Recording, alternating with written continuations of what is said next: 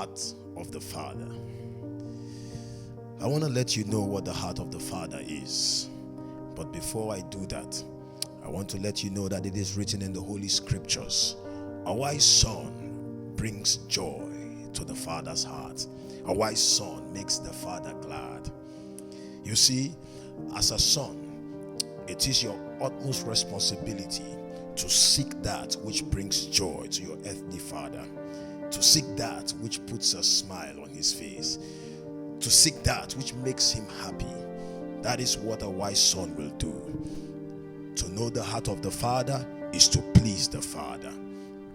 Jesus Christ, the Savior, knew this. In the Garden of Gethsemane, he said, "Father, not my will, but your will be done." That's a man who understood what the heart of the Father is, and he acted upon it. Now I want to let you know what the heart of the Father is. Hebrews chapter 2 verse 10 to 12 says, "It was fitting for him, for whom are all things and by whom are all things, in bringing many sons to glory, and to make the captain of their salvation perfect through sufferings. For both he who sanctifies and those who are being sanctified are all of one, for which he is not ashamed to call them brethren, saying, I will declare your name to my brethren. In the midst of your assembly I will sing praises." The heart of the Father is this, that men will come to the knowledge of the truth, which is that Jesus Christ is Lord of all, and to act upon it. The heart of the Father is that all men will repent and come to Jesus. The heart of the Father is that men will turn from iniquity and embrace the Father's love. The heart of the Father is that all those who have gone astray, as it is written in the Scriptures, for we all like sheep have gone each one to our own ways, but the Lord has laid upon him the iniquity of us all. The heart of the Father is that men will repent and come unto his Son Jesus Christ. I want to let you know, from an Old Testament perspective, the book of 2 Kings chapter 7, there were 4 lepers who sat beside the gate of Samaria in the time of famine, in a time of hardship, in a time of great lack. And they said to themselves, "Why do we sit here? For we will die." They said, "If we go back into the city, we will die of the famine. And if we sit here, our leprosy is sufficient enough to kill us. We will arise and we will go." Prior to this, the land of Samaria was besieged by the Syrians. And the scripture says, as they stood up and as they marched forward, that the Syrians heard the noise of chariots. The Syrians heard the great noise of horses. The Syrians heard the noise of a great army approaching, and they fled. Those lepers, they stood up and they went. They said, "We shall go." And when they found the items to plunder, they hid for themselves gold, silver, and all precious things they could find. And they said, "It is not right what we'll do, that we enjoy only to ourselves, lest punishment comes upon us." They said, "We will go and we will tell the king's household." The heart of the Father.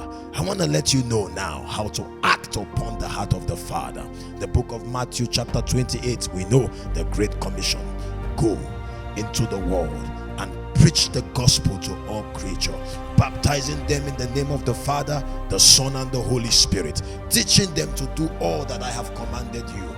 And lo, I am with you always, even unto the end of the age. The Bible says in the book of John chapter 3 verse 16, "Whosoever believeth in him should not perish, but have everlasting life." The scripture says, whoever believes shall be saved. And if you know anything about God and about his word, when he says shall be and we act upon it, then it will be. We must go. We must desire to bring joy to the heart of the Father. We must tickle the heart of the Father, for such it is as faith is. We must do that which pleases the Father. Jesus spoke, "The Father loves the Son, and he showeth him all things." God loves us. But it's not enough that we are saved. We must declare his name to our brethren. We must arise and go.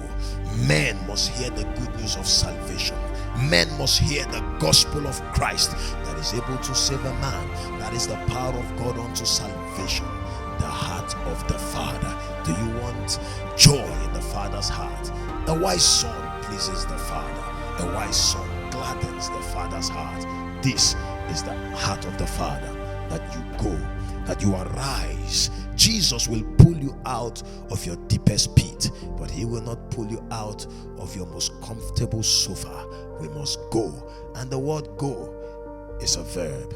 It means when you act upon it, there will be a consequence. And the consequence is this: faith comes by hearing, and hearing by the word of God. When you act upon go, you shall see faith in the Son, Jesus Christ, the heart of the Father. Hallelujah. Amen.